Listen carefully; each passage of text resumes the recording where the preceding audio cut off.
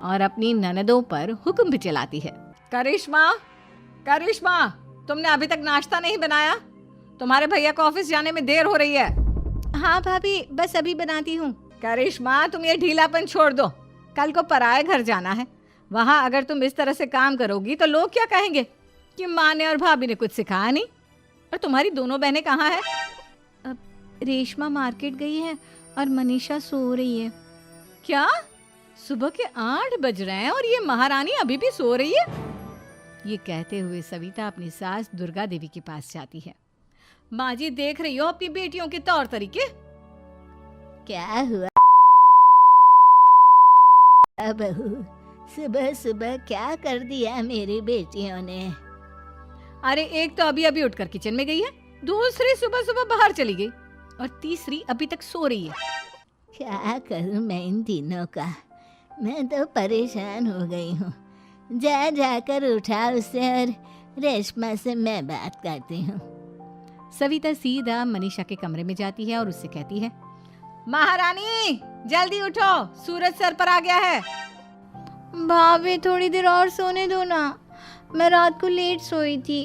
वो क्या है ना, यूनिट टेस्ट चल रहे हैं। शराफत से उठती है या नहीं, या फिर पानी की भरी बाल्टी डालूं तेरे ऊपर? नहीं भाभी, मुझे बिस्तर में नहीं नहाना, उठती हूँ मैं। मनीषा जल्दी से उठकर बाथरूम में चली जाती है। सभी आराम से बैठकर नाश्ता कर रहे होते कि तभी रेशमा बाजार से हाथ में सामान लिए आ जाती है। रेशमा को देखते ही सविता उस पर बरस पड़ती है। लो, आ गई महारानी।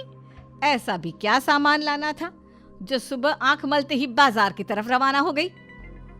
भाभी, कल आप ही तो चीख रही थी कि घर का सारा सामान मुझे ही लाना पड़ता है, घर में किसी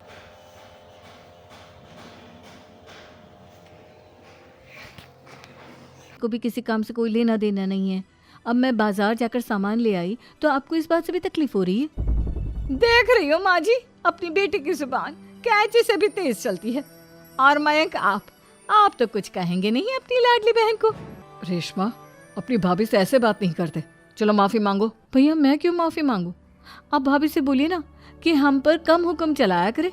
हम इस घर की बेटियां हैं और आपकी पत्नी की ननद है, नौकरानी नहीं। लो कर लो बात, इनकी भलाई के लिए कुछ भी बोलो तो इन्हें बुरा लग जाता है।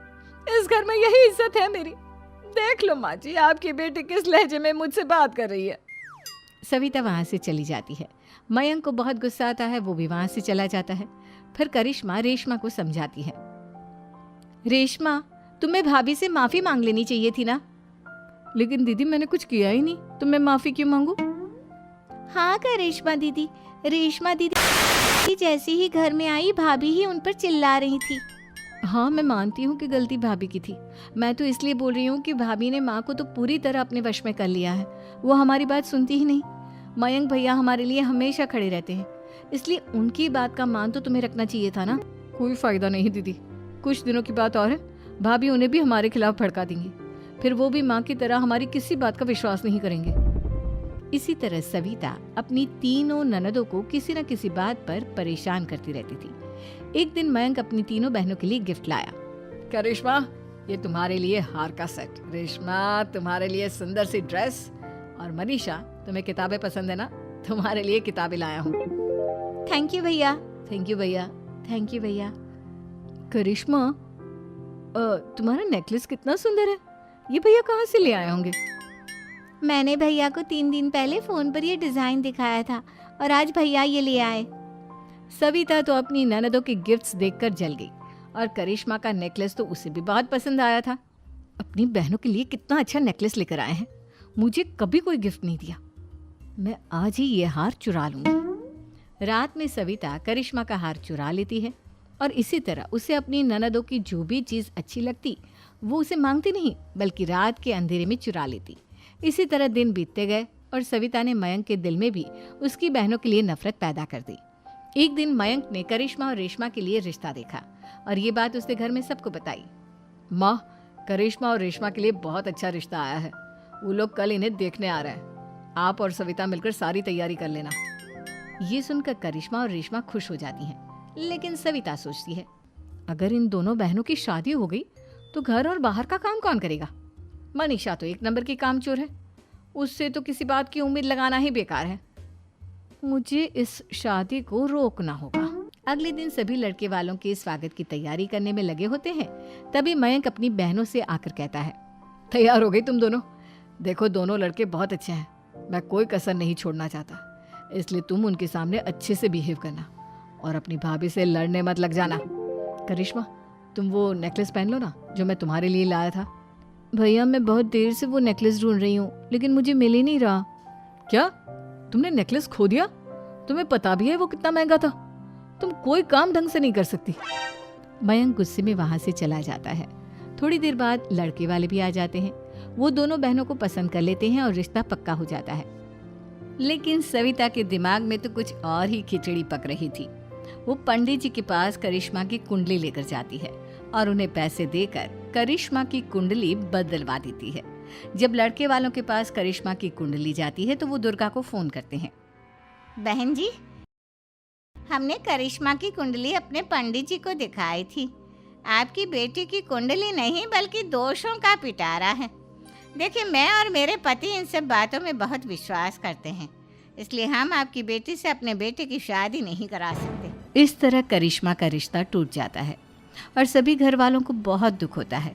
अब कविता सोचती है, चलो करिश्मा का तो रिश्ता टूट गया, अब रेशमा का भी रिश्ता तोड़ना है। क्या करूं? अब सविता आवाज बदलकर किसी अननोन नंबर से रेशमा के होने वाले ससुराल में फोन करती है।